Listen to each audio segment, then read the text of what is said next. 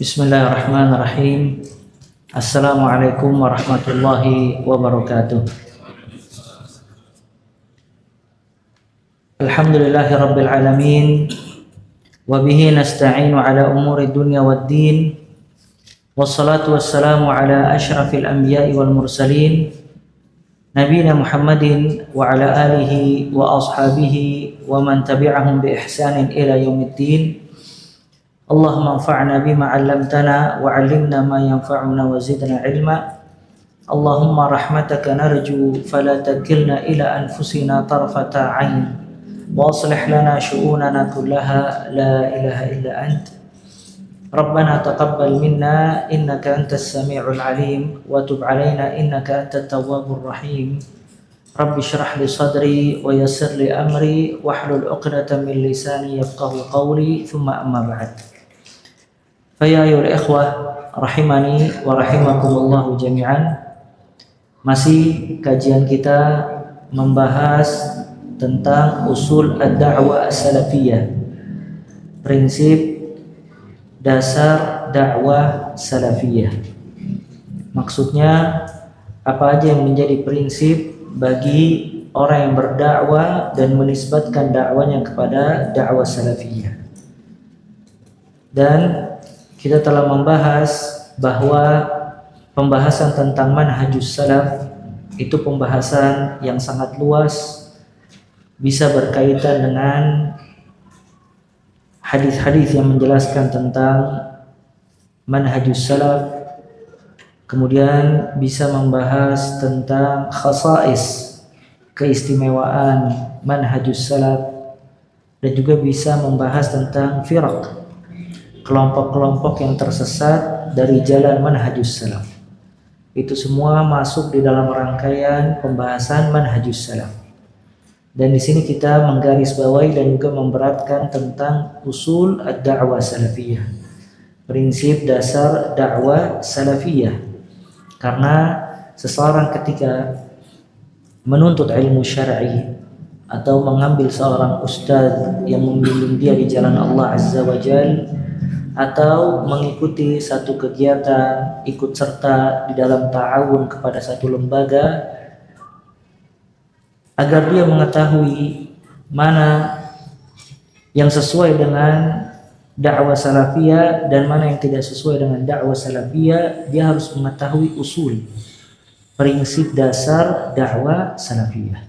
Maka pembahasan ini pembahasan yang penting, apalagi kita berada di akhir zaman yang penuh dengan syubhat dan juga kerancuan.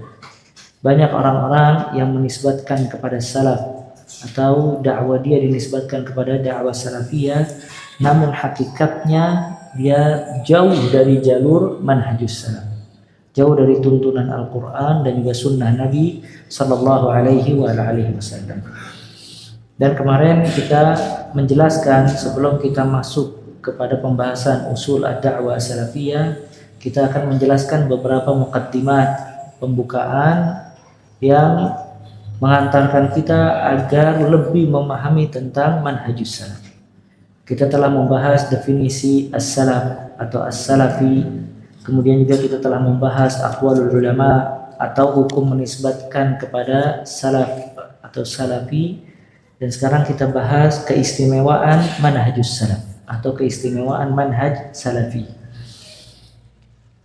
Di antara keistimewaan manhajus salaf, thabatu ahlihi 'alal haqq wa 'adamu taqallubihim kama hiya 'adatu ahli al-ahwa.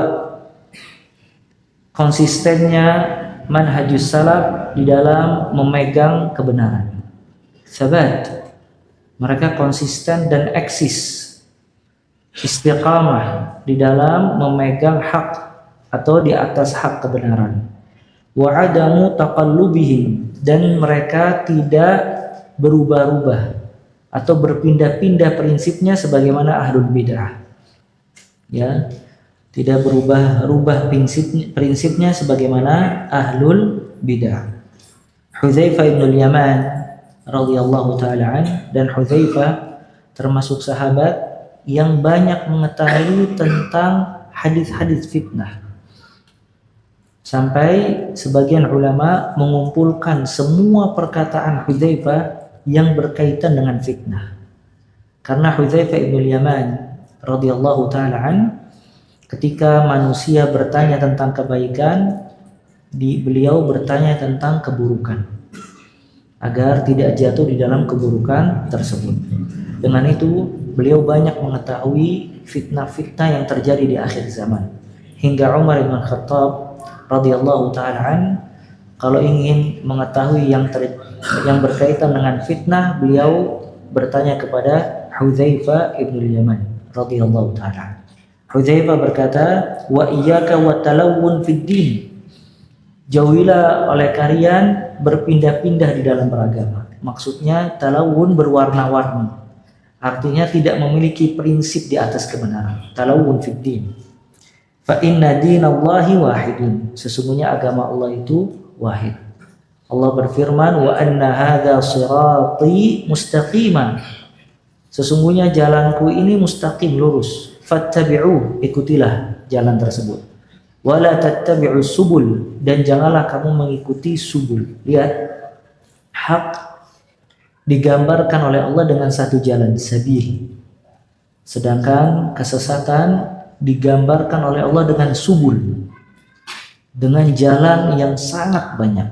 Artinya kesesatan ini banyak perpecahannya, banyak macamnya. Sedangkan yang hak itu satu. Maka kata Hudzaifah, fa inna dinallahi wahidun. Sesungguhnya agama Allah itu hanya satu.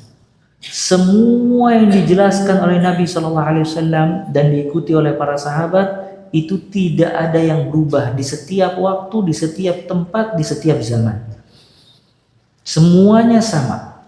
Ya, sampai kata Nabi SAW, taraktukum ala mahajjatil bayda. Aku tinggalkan kalian di dalam hal yang jelas, putih. Hujjah yang putih, yang jelas. Lailuha kanahariha, malamnya seperti siangnya. La yazighu anha illa halik. Tidak ada yang berpaling dari suatu hal yang jelas tersebut kecuali dia akan sesat. Maka terkenal ya ikhwah, manhajus salaf itu dengan as-sabat, kokoh dan kuat, tidak terombang-ambing dengan fitnah. Dan di zaman fitnah, yang paling kuat memegang hak, berusaha untuk berada di atas jalan kebenaran, orang-orang yang berada di atas manhajus salaf. Antum lihat Imam Ahmad rahimahullah ketika terjadi fitnah khuluqil Quran. Fitnah Al-Quran adalah makhluk. Ya. Pemimpin meminta semua ulama untuk meyakini dan mengatakan kalau Al-Quran adalah makhluk. Sedangkan Imam Ahmad tetap bertahan atas pendapatnya bahwasanya Al-Quran kalamullahi azza wa jalla. Oleh karena itu, dahulu para ulama di zaman-zaman dahulu, zaman-zaman awal, ketika membahas kitab akidah, mesti mereka mengatakan annal Qur'ana kalamullahi azza wa jalla ghaira makhluk. Sesungguhnya Al-Quran firman Allah azza wa jalla, bukan makhluk. Kenapa? Karena fitnah Al-Quran makhluk sangat dahsyat pada saat itu.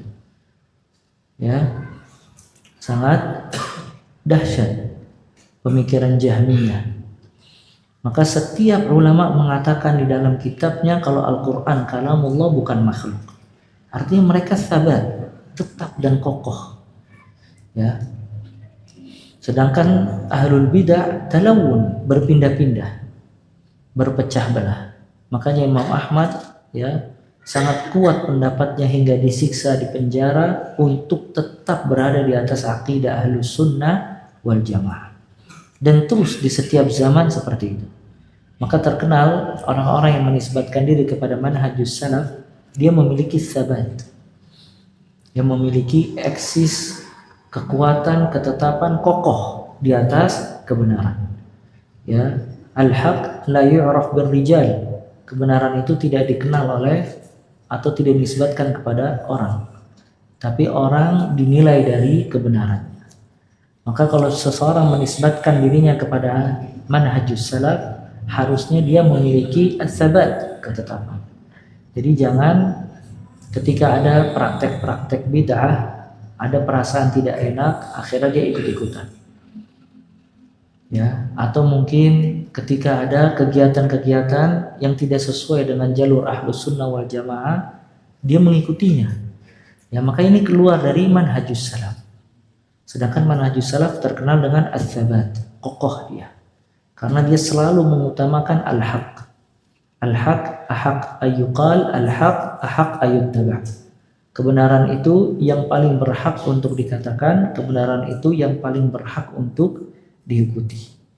Ya, ini terkenal manhajus salaf. Maka semua orang yang menisbatkan dirinya kepada manhajus salaf terkenal dengan mereka as-sabat, memiliki kekuatan dan ketetapan di atas hak kebenaran. Cuman ya ikhwah, seseorang tidak bisa dikatakan dia memiliki sabat, ketetapan di atas hak kalau dia tidak memiliki ilmu syar'i. Makanya nanti kita jelaskan dalam usul dakwah salafiyah, prinsip dasar dakwah salafiyah. Kalau dakwah salafiyah seluruh senantiasa menyeru kepada menuntut ilmu syar'i, talabul ilm. Ya, karena kalau orang tidak memiliki ilmu atau qillatul ilm, sedikit ilmu, atau dha'ful faham, pemahaman yang lemah, dan yang paling berbahaya su'ul qasad. Dia menuntut ilmu memiliki niat dan maksud tujuan yang buruk dan salah, nggak mungkin bisa dikatakan dia di atas az-zabat. Ya, tidak mungkin. Kadang dia teriak-teriak di atas mimbar, orang menyangka kalau dia berada di atas hak dan dia menisbatkan dirinya kepada manhajus salaf. Padahal apa yang dia kemukakan itu jauh dari manhajus salaf. Bisa difahami ini ya. Nah, makanya ini ya, kiat untuk bisa berada di atas hak dan sabat di atas hak, seseorang tidak pernah lepas di dalam menuntut ilmu syar'i, mengkaji ilmu syar'i. Kemudian di antara keistimewaan manhajus salaf, ittifaqu ahlihi 'ala al-aqidah. Mereka semuanya bersepakat di atas akidah yang benar. Mereka semuanya bersepakat di atas akidah yang benar dan tidak berselisih. Ya, mereka bersepakat di atas akidah yang benar dan tidak berselisih di setiap waktu dan tempat, di setiap waktu, tempat dan keadaan. Ya, mereka bersepakat di atas akidah yang benar dan tidak berselisih di setiap waktu, tempat dan keadaan.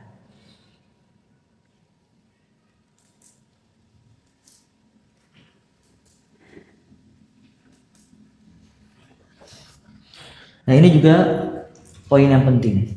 Artinya di antara keistimewaan manhajus salafi, ittifaquhum ala al-aqidah. Mereka bersepakat di atas akidah yang benar. Makanya kalau antum baca kitab-kitab akidah ya, dari awal, dari kitab-kitab mutaqaddimin, orang-orang terdahulu, dan kitab-kitab mutaakhirin, orang-orang sekarang, semuanya pembahasan akidah itu poinnya sama. Mereka tidak berselisih sama sekali. Kalaupun mereka berselisih, maka berselisih di dalam bab furu', cabang-cabang akidah yang tidak mengeluarkan dia dari akidah Ahlus Sunnah wal Jamaah. Kalaupun ada ulama yang salah di dalam memahami akidah, maka dia manusia tidak ma'sum. Cuman sebagian besar dasar akidah mereka sama, tidak ada yang berubah. Ya, makanya kata para ulama, pertama sebenarnya kalau seseorang ingin mempelajari akidah, dia mempelajari akidah yang di dalam kitab-kitab hadis. Seperti di dalam kitab Sahih Bukhari, Sahih Muslim, Ibnu Majah dan yang lainnya, itu ada bab atau kitabut tauhid dan kitabul iman. Nah, itu dipelajari tentang kitab iman, tentang kitab tauhid. Di situ akan dibahas oleh mereka poin-poin yang sama, semuanya berkaitan dengan akidah Ahlus Sunnah wal Jamaah. Atau ada kitab-kitab yang lebih spesifik, kumpulan hadis yang berkaitan dengan akidah. Seperti Imam Al-Ajurri rahimahullah, dia memiliki kitab Asy-Syari'ah. Di situ dikumpulkan dalil-dalil yang berkaitan dengan aqidah Ahlus Sunnah wal Jamaah. Ya. Atau juga kitab Tauhid karangan Ibnu Khuzaimah rahimahullah. Itu juga kitab-kitab yang berkaitan dengan dalil-dalil. Kemudian datang zaman setelah mereka, para ulama mengarang kitab-kitab aqidah yang memang membahas poin per poin, tidak kepada keumuman dalil saja. Kalau tadi kitab Tauhid, Kitabul Iman yang ada dalam Sahih Bukhari, Sahih Muslim, itu semuanya kumpulan adillah, dalil-dalil, baik dari Al-Quran maupun dari As-Sunnah. Kemudian datang setelahnya para ulama membahas dengan penjelasan yang berkaitan dengan akidah, dan banyak sekali kitabnya. Seperti kitab Usulus Sunnah milik Imam Ahmad rahimahullah. Ya. Atau ada juga kitab Usulus Sunnah milik Imam Al-Humaidi rahimahullah. Dan juga Imam Abu Zur'a dan Abu Hatim, perkataannya dikumpulkan oleh anaknya Ibnu Abi Hatim dan dijadikan satu risalah kecil, judulnya Usuluddin, Usulus Sunnah wa I'tiqaduddin. Prinsip dasar sunnah dan keyakinan di dalam beragama. Dan terus seperti itu, Syarhus Sunnah Imam Al-Barbahari, sampai datang Aqidah At-Tahawiyah Imam At-Tahawi rahimahullah. Kemudian juga Ibnu Taimiyah rahimahullah mengarang 3 kitab besar di dalam Aqidah Ahlus Sunnah wal Jamaah, Al-Aqidah Al-Wasatiyah, kemudian Al-Hamawiyah dan At-Tadmuriyah. Itu dikatakan 3 kitab besar Ibnu Taimiyah rahimahullah yang berkaitan dengan akidah. Ya. Dan Syekh Muhammad ibn Abdul Wahhab rahimahullah juga memiliki kitab-kitab yang berkaitan dengan akidah seperti Kitab Tauhid, Qawaidul Arba', Thalathatul Usul, dan yang lain. Ini semua ya ikhwah, kalau kita baca semuanya sepakat di atas akidah yang benar. Yang membedakan adalah metode penulisan mereka. Ada metode penulisannya yang memang lebih memberatkan kepada dalil.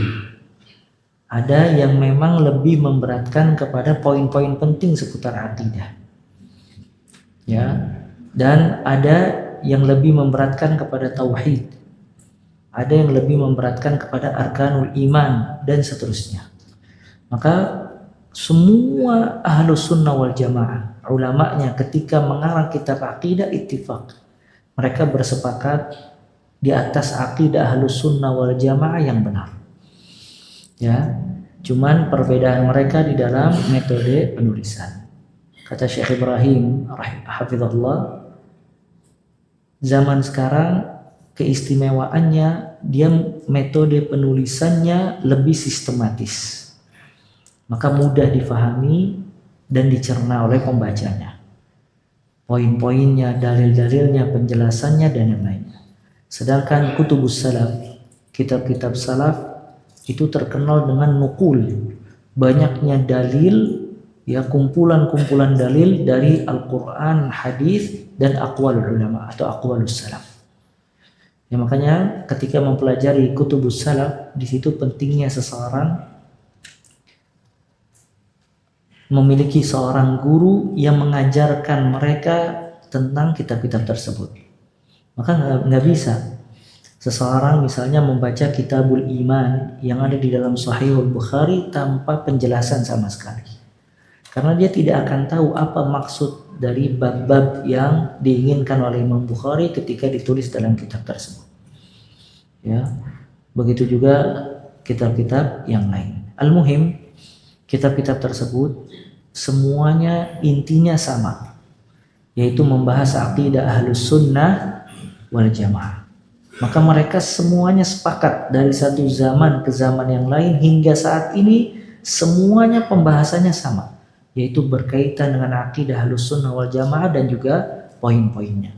Baik ketika membahas arkanul iman, rukun iman yang 6, atau membahas tentang yang berkaitan dengan akidah seperti sikap Ahlus Sunnah terhadap sahabat-sahabat Nabi SAW, sikap Ahlus Sunnah kepada pemimpin, sikap Ahlus Sunnah kepada karamatul aulia, ya, dan yang lain-lain. Termasuk dari kitab aqidah yaitu kitab Rudud, kitab bantahan-bantahan terhadap firqah-firqah sesat. Ini juga penting karena seseorang tidak akan mengetahui kemurnian aqidah Ahlus Sunnah wal Jamaah kalau seandainya dia tidak mengetahui lawan dari Ahlus Sunnah wal Jamaah. Maka ada perkataan di dalam bahasa Arab, wa bi dhiddiha tatabayyanul asya. Dengan lawannya akan jelas menerang segala sesuatu. Antum tahu mahasin, kebaikan-kebaikan Islam ketika antum mengetahui bejatnya agama-agama selain dari agama Islam. Dan antum tahu kemurnian Ahlus Sunnah wal Jamaah dan manhajus salaf ketika kita mengetahui kesesatan-kesesatan yang ada selain dari manhajus salaf dan Ahlus Sunnah wal Jamaah. Cuman kita Rudud, ya, itu tidak banyak. Artinya bukan pembahasan yang terus dibahas dan juga dikaji. Ya. Kitab Rudud itu dibahas sesekali. Ya. Makanya para ulama dalam mengarang kitab dia lebih banyak membahas kitab-kitab yang berkaitan dengan ilmu dibandingkan Rudud, bantahan-bantahan. Karena terlalu banyak membantah, ya, itu akan mengurangi perhatian seseorang kepada dasar ilmu syar'i. Ya. Kemudian di antara keistimewaan manhajus salaf,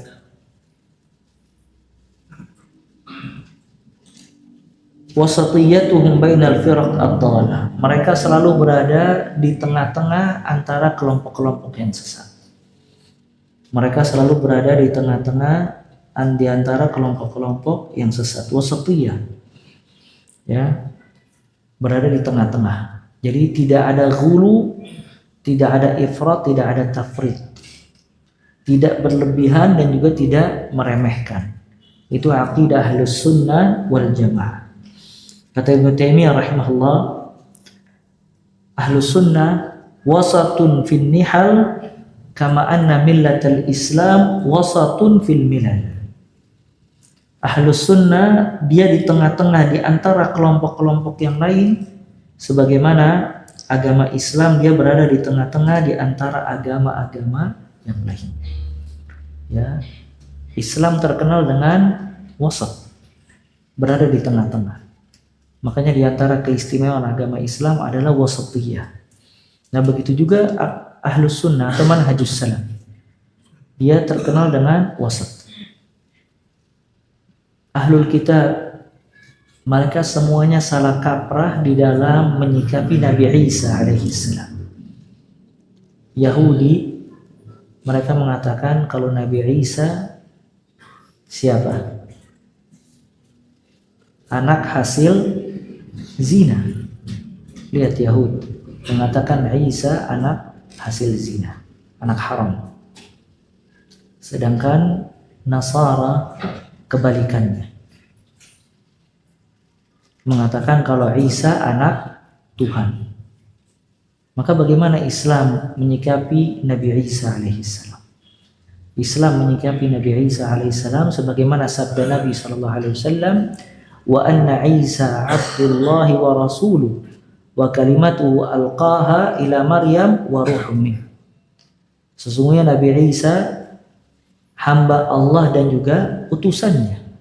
Hamba Allah menunjukkan kalau Nabi Isa bukanlah Tuhan, ya, sebagaimana diyakini oleh orang-orang Nasrani, dan bukan manusia biasa sebagaimana diyakini oleh orang Yahudi.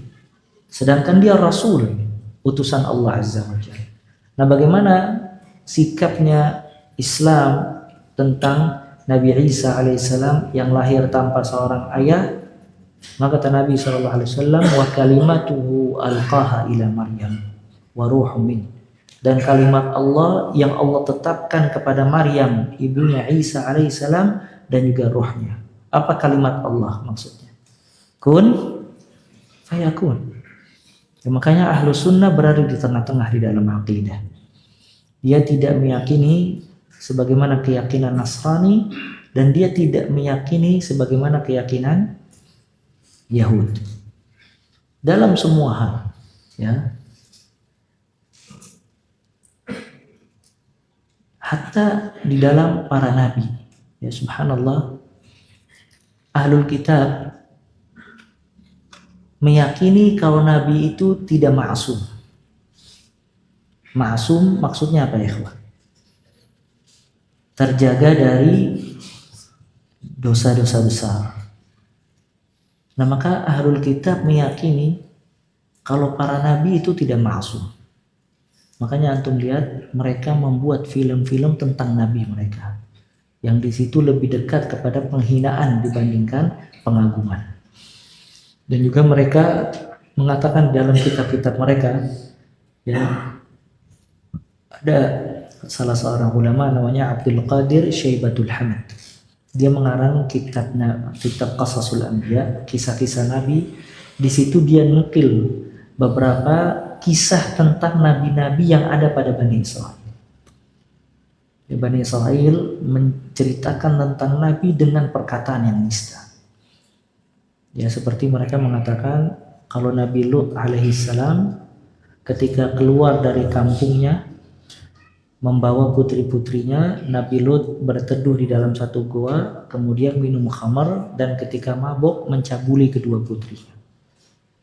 Ini ahlul kitab meyakini kalau Nabi itu tidak ma'sum. Ya, lihat subhanallah. Jangankan mencela para nabi aja dibunuh sama ahlul kitab. Dan Nasrani termasuk ahlul kitab juga menjadikan Isa sebagai Tuhan. Tapi ahlus sunnah wal jamaah mereka meyakini kalau para nabi adalah tetap hamba Allah Azza wa Jalla. Dan yang membedakan dia dengan manusia biasa adalah mereka diberikan oleh Allah wahyu dan diangkat menjadi seorang rasul atau nabi. Dan rasul atau nabi itu mustafa. Maka kata Allah, Allah yastafi minal malaikati rusulan wa minan nas. Mustafa itu apa ya, ikhwan? Mustafa itu pilihan. Dan ini juga membantah pemikiran-pemikiran sufi atau tarekat-tarekat yang meyakini kalau kenabian itu bisa diraih dengan ibadah. Jadi orang kalau ibadahnya kenceng itu bisa sampai kepada darajatun nubuwah. Bahkan mereka meyakini imam-imam mereka lebih utama dibandingkan nabi. Nah, sedangkan ahlu sunnah meyakini kalau nabi itu mustafa, pilihan, dipilih langsung oleh Allah Azza wa Jalla, bukan diraih dengan ibadah atau amalan-amalan khusus. Ya, maka mustafa.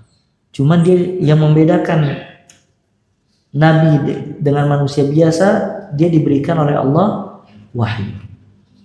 Kemudian juga ketika dia diangkat menjadi nabi, maka dia ma'sum. Para ulama khilaf, apa maksud dari kalimat ma'sum?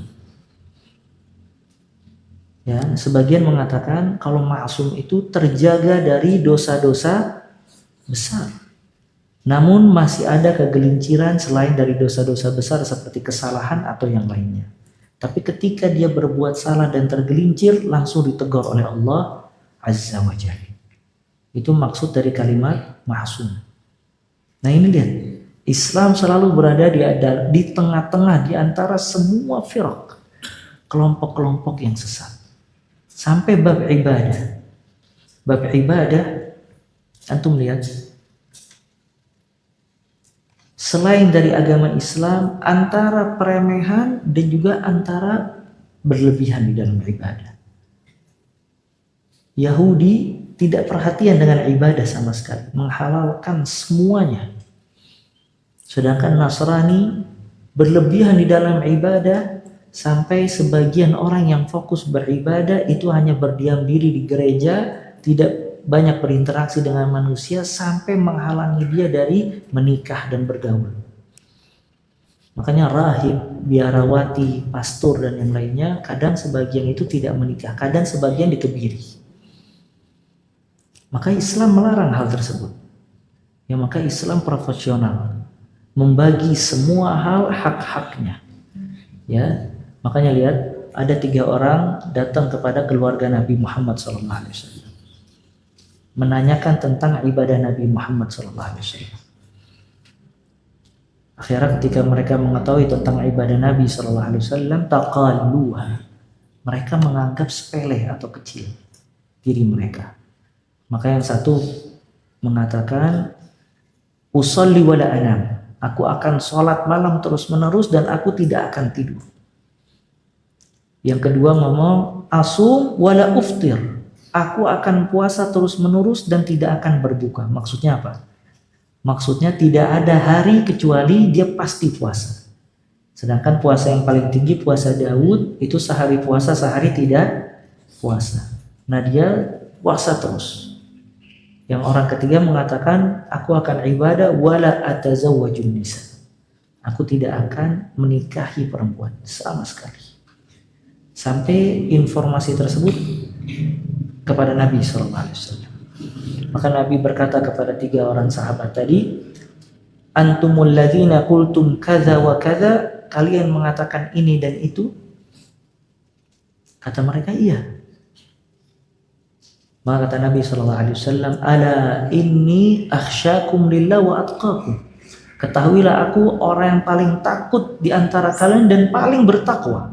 Artinya nggak ada lagi manusia yang rasa takut dan takwanya melebihi dari Nabi SAW. Tapi kata Nabi SAW, asumu uftir, dengan itu aku puasa dan berbuka. Usolli wa anam, aku sholat dan juga tidur. Wa atazawwajun nisa, dan aku menikahi wanita-wanita. Kemudian kata Nabi SAW, faman raghiba an sunnati falaysa minni, barang siapa yang membenci sunnahku bukan dari golonganku. Sampai kata Ibnu Taimiyah rahimahullah, subhanallah, antum perhatikan perkataannya, kalau seseorang meninggalkan perkara yang mubah tawarruan, artinya dalam rangka ibadah, sedangkan itu mubah, cuman dia meninggalkannya dalam alasan agama, wara' dan yang lainnya, kadangkala bisa jatuh di dalam perbuatan mazmum, tercela. Misalnya teh, kopi enak gak? Nah, sekarang zaman kopi, semua orang kopi enak asal jangan berlebihan. Ya. Cuma ada orang lah, anak biar bisa fokus ini fokus itu, anak tinggalkan kenikmatan kopi. Ayam goreng, enak ayam goreng, cuma dia tinggalkan tawarruan dengan alasan anak pengen ibadah dan yang lain. Maka ketika dia meninggalkan apa yang dimubahkan oleh Allah Azza wa Jalla, yang dia cari alasan-alasan dalam bab agama, itu menjadi tercela. Kenapa? Karena semua yang dihalalkan itu boleh. Kalau dia meninggalkannya karena tidak suka, wajar. Tapi kalau meninggalkannya tawarruan atau alasan agama, bukan tawarru', alasan agama dibuat-buat, maka ini menjadi mazmum, tercela. Lihat Islam, subhanallah. Ketika Yahudi dan Nasrani salah kaprah di dalam bab ibadah, Islam datang di tengah-tengah. Makanya dulu ada sahabat dalam riwayat Bukhari, namanya Uthman ibn Maz'un radhiyallahu anhu.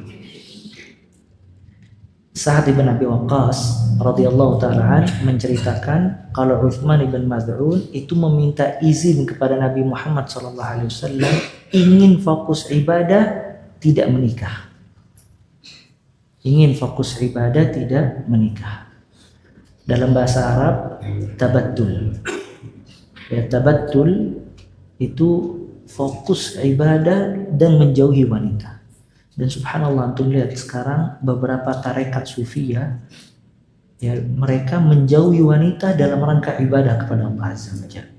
Seperti antum lihat jamaah khuruj, mereka keluar dalam rangka ibadah dan berdakwah, mereka tinggalkan istri-istri mereka.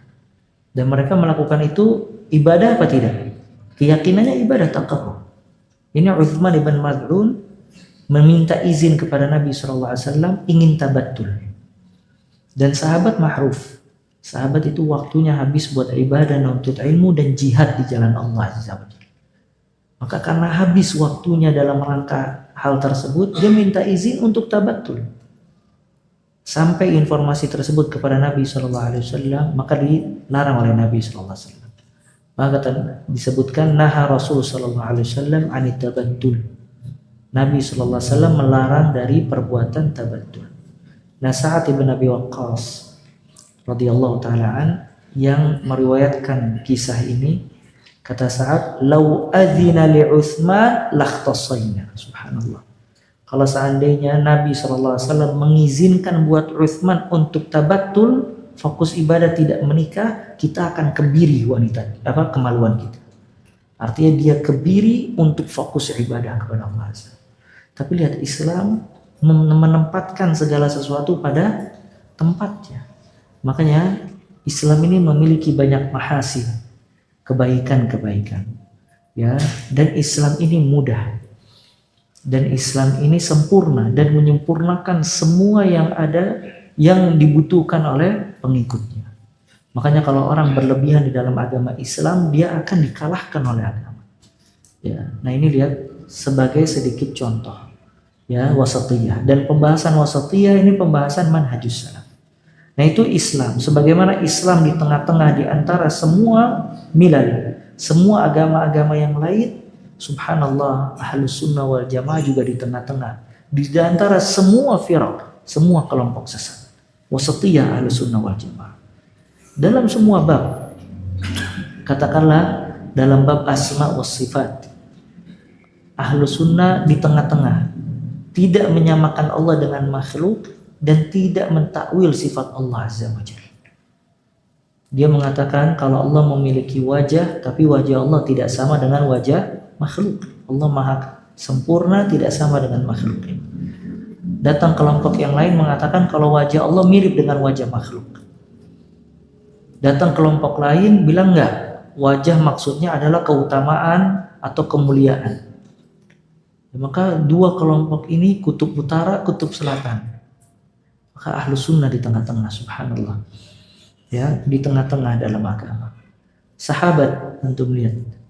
Khawarij membenci keluarga Utsman ibn Affan radhiyallahu taala. Sedangkan Syiah dia menjadikan Ali sebagai Tuhan. Datang Ahlus Sunnah wal Jamaah berada di tengah-tengah. Dia mengatakan semua para sahabat diridhai oleh Allah Azza wa Jalla. Dia sebaik-baik generasi yang dipuji oleh Allah di dalam Al-Quran dan juga As-Sunnah. Dan semuanya diridhai atau dijanjikan surga oleh Allah. Tapi mereka tidak maksum. Tapi kesalahan yang terjadi pada mereka terkubur dengan kebaikan-kebaikan yang telah mereka lakukan di jalan Allah Azza wa Jalla pada zaman Nabi SAW. Dalam bab imamat kepemimpinan, Khawarij menolak semua pemimpin kecuali yang ada pada mereka. Sedangkan orang-orang Syiah dia mengatakan pemimpinnya hanya Imam A'zam yang akan keluar pada golongan mereka. Ahlus Sunnah wal Jamaah kembali di tengah-tengah. Ahlus Sunnah mengatakan kalau pemimpin kaum muslimin adalah pemimpin mereka harus as-sama' wa ta'ah. Selama tidak menyuruh kepada kemaksiatan. Kalau menyuruh kepada kemaksiatan falas sama' wa la ta'ah. Dalam bab karamatul auliya, karamat aulia, orang-orang sufi berlebihan dalam bab karamat, ya karamat aulia, sampai mengatakan semua yang dilakukan oleh wali itu adalah karomah, dan sebagian mereka mengatakan kalau karomah di atas mukjizat. Subhanallah. Kalau para nabi dikasih apa? Mukjizat. Nah ini karomah di atas mukjizat. Kenapa? Karena kalau nabi itu dipilih oleh Allah dan diberikan mukjizat. Sedangkan karomah para wali itu diraih dengan ibadah mereka, akhirnya dikasih oleh Allah karomah. Dan seterusnya. Sebagian kelompok dalam Islam mengingkari adanya karomah. Tidak ada karomah sama sekali. Maka Ahlus Sunnah wal Jamaah di tengah-tengah. Meyakini akan karomatul aulia, tapi karomah itu tidak diraih dengan kemaksiatan, dengan kesyirikan. Cuman karomah diraih dengan ketakwaan dan iman. Dan karomah itu diberikan oleh Allah kepada seseorang untuk membenarkan agama Allah Azza wa Jalla. Dan seterusnya. Maka ini ya pembahasan yang bagus tentang wasatiyah. Ya, bahwasanya ahlus sunnah wal jamaah berada di tengah-tengah di antara kelompok-kelompok yang lain, sebagaimana agama Islam berada di tengah-tengah di antara agama-agama yang lain. Wallahu a'lam bishawab. Kita coba sampai di sini. Kita adzan terlebih dahulu. Kalau ada pertanyaan setelah adzan, tafadhal. Wassallallahu sallallahu baraka ala nabiyina rasulika Muhammad wa akhiru da'wana alhamdulillahirabbil alamin. Intinya ayat itu tentang orang-orang yang beramal tidak sesuai dengan tuntunan Allah dan tuntunan Nabi Muhammad SAW.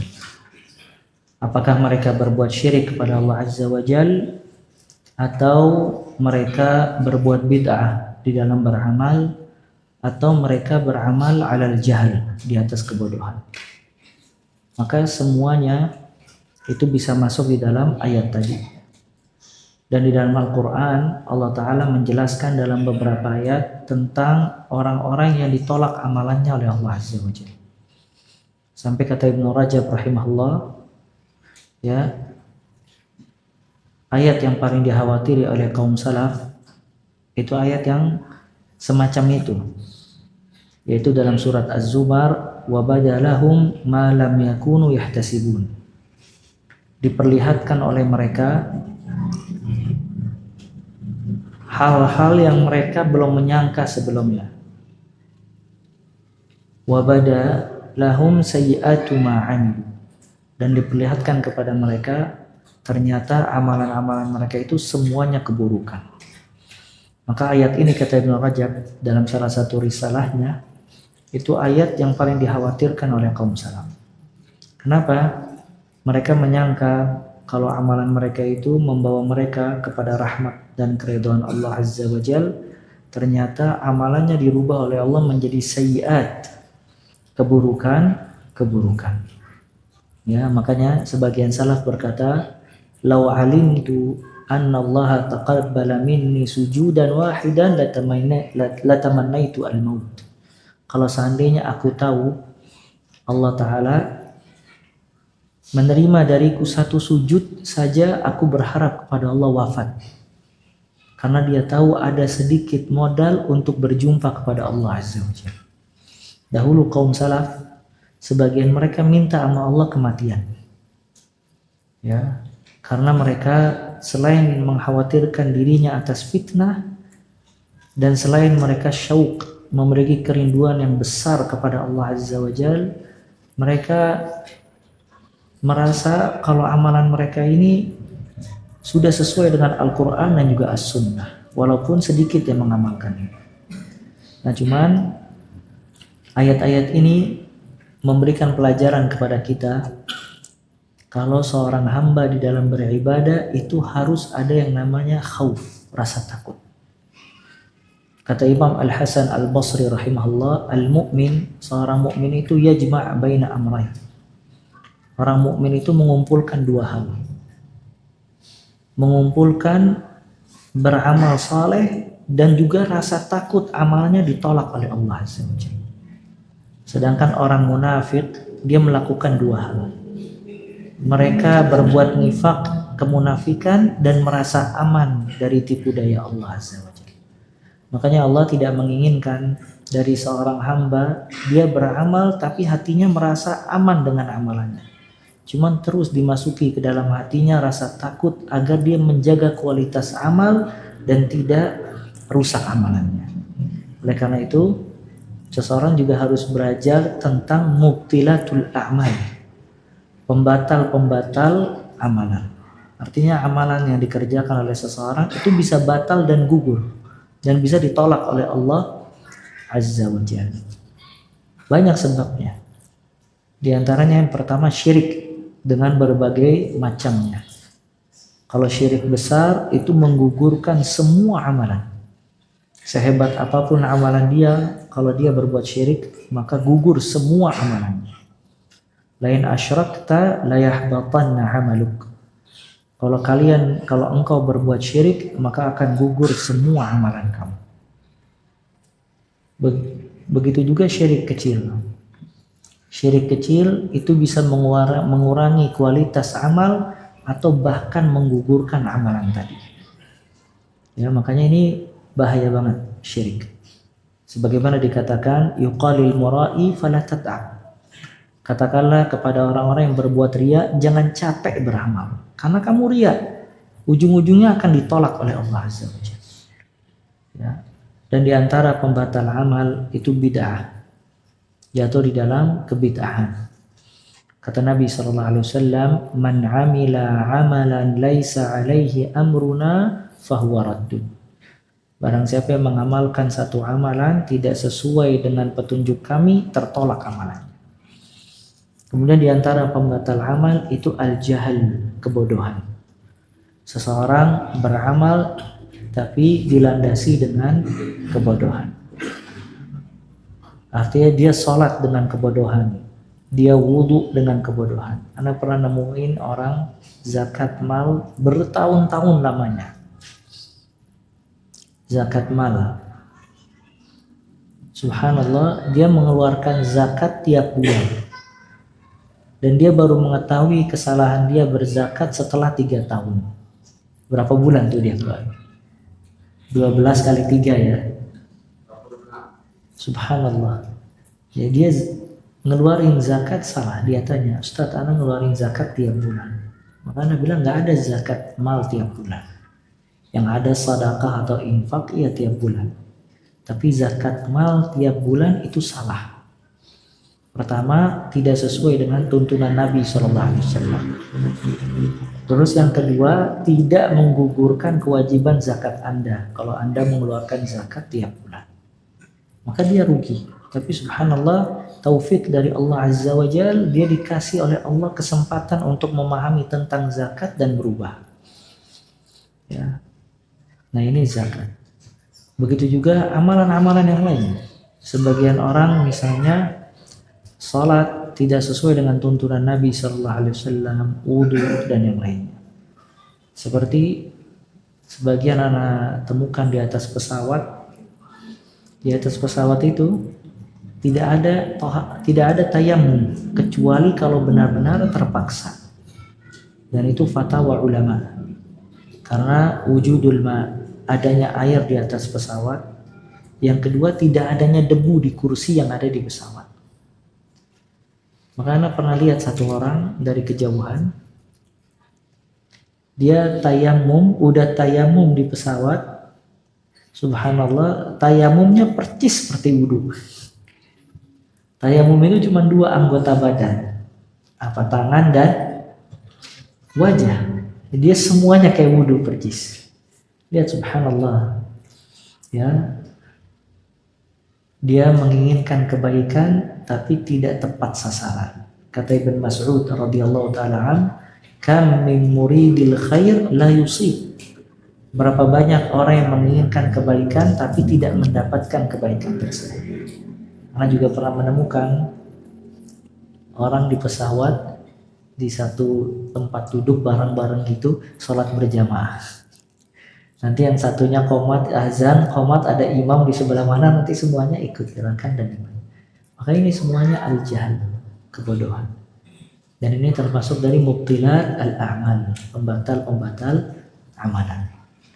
Makanya kalau seseorang dikasih hidayah oleh Allah Azza wa Jalla, dia lebih memperhatikan kualitas amal dibandingkan dari amalan tersebut. Apa maksudnya kualitas amal? Dia benar-benar di dalam beramal menjaga keikhlasan. Kemudian dia benar-benar di dalam beramal ittiba, mengikuti petunjuk Nabi SAW. Dan terus dia memperbaiki dan menambah kualitas amalnya. Ya. Dibandingkan dari memperbanyak amal tadi. Nah, ini ya maksud dari firman Allah Azza wa Jalla, qul hal nunabbiukum bil akhsarina a'mala. Katakanlah, apakah engkau ingin aku kabarkan kepada kalian al-akhsarin, orang-orang yang merugi di dalam beramal, alladzina dhalla sa'yuhum fil hayatid dunya. Mereka yang sesat amalannya ketika di kehidupan dunia. Cuman permasalahannya satu, wahum yahsabun annahum yuhsinuna sunnah. Tapi mereka menyangka kalau mereka ini telah berbuat kebaikan. Jadi persepsi di otak mereka berbuat baik. Sedangkan Allah Ta'ala menolak amal dia karena tidak sesuai dengan tuntunan Allah Azza wa Jalla. Makanya ad-din laisa bil aqal. Agama itu bukan dengan akal seseorang. Dan agama itu bukan dengan perasaan seseorang kalau dia benar atau tidak. Tapi ketika dia beragama, dia harus lihat apakah dia beragama dan beramal sesuai dengan keinginan Allah dan Rasulnya atau tidak. Kalau tidak sesuai dengan keinginan Allah dan Rasulnya, dia harus tinggalkan amalan tadi. Walaupun seluruh manusia mengamalkannya, maka dia harus kembali kepada jalan Allah dan Rasul. Tapi kalau misalnya memang amalannya sudah sesuai dengan Al-Quran dan juga As-Sunnah, dia jaga dengan menjauhi semua pembatal-pembatal amal dari syirik, riya, sum'ah dan yang lainnya. Nah itu seorang mukmin. Sebagaimana perkataan Al-Hasan Al-Basri rahimahullah, yajma', seorang mukmin mengumpulkan antara amal dan rasa takut. Ini lihat sahabat Nabi SAW, Ibnu Abi Mulaika, disebutkan oleh Bukhari. Ibnu Abi Mulaika mengatakan, adraktu salasina min ashabin Nabi SAW kulluhum yakhafuna nifaq ala nafsi. Aku mendapatkan 30 dari sahabat-sahabat Nabi SAW, semuanya merasa takut atas kemunafikan. Sedangkan dia sahabat. Allah mengatakan tentang sahabat, radhiyallahu anhum wa radu an. Tapi masih takut kalau mereka termasuk orang munafik. Dan ini Umar bin Khattab radhiyallahu taala an mengatakan kepada Hudzaifah bin Yaman, ansyadakallah, hal sammani Rasul sallallahu alaihi wasallam bima samma bihil munafiqun. Semoga Allah merahmatimu wahai Hudzaifah, apakah nama aku berada di catatan dan daftar orang munafik yang dicatat oleh Rasul sallallahu alaihi wasallam, sedangkan dia Umar yang dikatakan oleh Nabi sallallahu alaihi wasallam, Umar fil jannah, Umar di surga. Dan ini lihat Abu Bakar As-Siddiq radhiyallahu taala an, ketika Umar masuk ke rumah Abu Bakar, dia menemukan Abu Bakar lagi ngikat lidahnya, subhanallah, diikat sama Abu Bakar. Kata Umar, ghafarallahu dzambak, jangan kamu lakukan itu wahai Abu Bakar, semoga Allah mengampuni dosamu.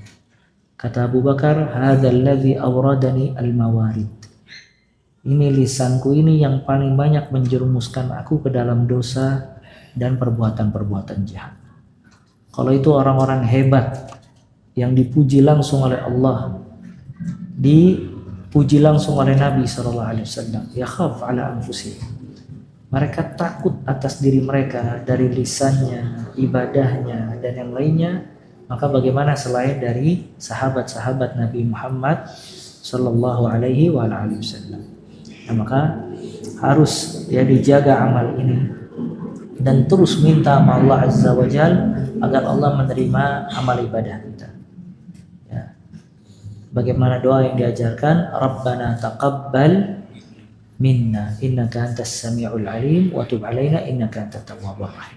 Nama pikir cukup, semoga bermanfaat. Kita tutup dengan kafaratul majlis. Subhanakallah bihamdik, asyhadu an la ilaha illa anta astaghfiruka wa atubu ilaik. Wa sallallahu wasallam wa baraka ala abdika rasulika Muhammad wa akhiru da'wana alhamdulillahi rabbil alamin. Tsumma assalamu alaikum warahmatullahi wabarakatuh.